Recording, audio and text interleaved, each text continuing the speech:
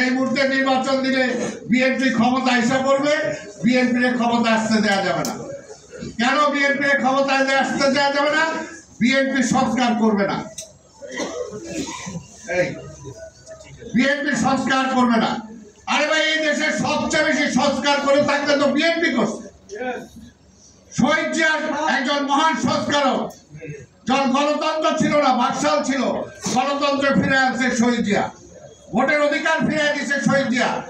এই যে প্রেস ক্লাবের সভাপতি এই আন্দোলনে পালাইছে, এই প্রেস ক্লাব, এই সাংবাদিকরা ৭৫ সালে সেই সময় এই ঢাকার রাজপথে বাইতুল মোকাররমে হকারগিরি করতে বাধ্য হয়েছিলেন, চাকরি হারায়। শহীদ জিয়া সেই সমস্ত মিডিয়া সব পত্র পত্রিকা, আরো অনেক কত কিছু বলবো।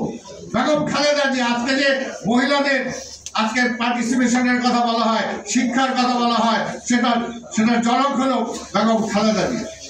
মুক্তিযোদ্ধার কথা বলেন, মুক্তিযোদ্ধাদের সম্মানিত করার জন্য, সুযোগ সুবিধা দেওয়ার জন্য মুক্তিযোদ্ধা মন্ত্রণালয় করেছে বেগম খালেদা জিয়া। বিএনপি কি করে নাই? বিএনপি ক্ষমতায় যেও সংস্কার করেছে, ক্ষমতার বাইরে থেকেও, ক্ষমতার বাইরে যেটা বললাম, শহীদ জিয়া সংস্কার করেছে, বেগম খালেদা জিয়া করেছে, এবং তারেক রহমানও সংস্কার চেয়েছে যখন দল ক্ষমতার বাইরে।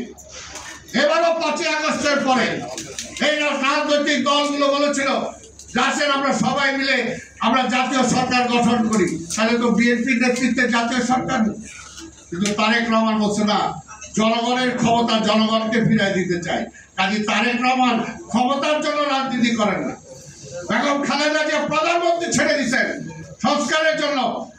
এই কেয়ারটেকার গভর্নমেন্টে আন্দোলন করছিলেন সেই সময় জামাত, আওয়ামী লীগ, অনেকে। তাই বেগম খালেদা প্রধানমন্ত্রী হওয়ার পর প্রধানমন্ত্রী তো ছেড়ে দিচ্ছেন, তিনি নিজে কেয়ারটেকারের বিল পার্লামেন্টে পাশ করে কেয়ারটেকার হাতে ক্ষমতা ছেড়ে নির্বাচনে চলে গেছেন। সেই নির্বাচনও এই গ্রুপকে সব শয়তানি করে বেগম খালেদা জিয়া হারাইছে। কাজেই বিএনপির দেশপ্রেম নিয়ে প্রশ্রয় নেন না। বিএনপি আওয়ামী লীগ একটা, বিএনপি সংস্কার চায়, যেটা বললাম যে তারেক রহমান ক্ষমতার বাইরে থেকে সংস্কারের কথা বলেছেন। তা আমি আর বক্তব্য দীর্ঘায়িত করবো না। আমি সালাউদ্দিন ভাইকে ওই বিষয়টা আবার বলবো, যাতে ইন ডিটেলস এটা আমাদের বোঝা উচিত, জানা উচিত। এখন পর্যন্ত কেউ এই কথাটা বলে নাই। আমি ওনাকে ধন্যবাদ দিয়েছি এবং ধন্যবাদ দেই, কারণ ওই যে বললাম ৩টা সংমিশ্রণ তার মধ্যে আছে। সে একদিকটা ব্রুকলেট, আর একদিকটা আইনজীবী, আর একদিকটা রাজনীতিবিদ। খুব কম হয় এটার মধ্যে, তাই না? তাই সেই কারণে বলবো যে আজকের আর মেধার কোনো বিকল্প না। ওই যে বললাম, মেধাবী লোকগুলো যদি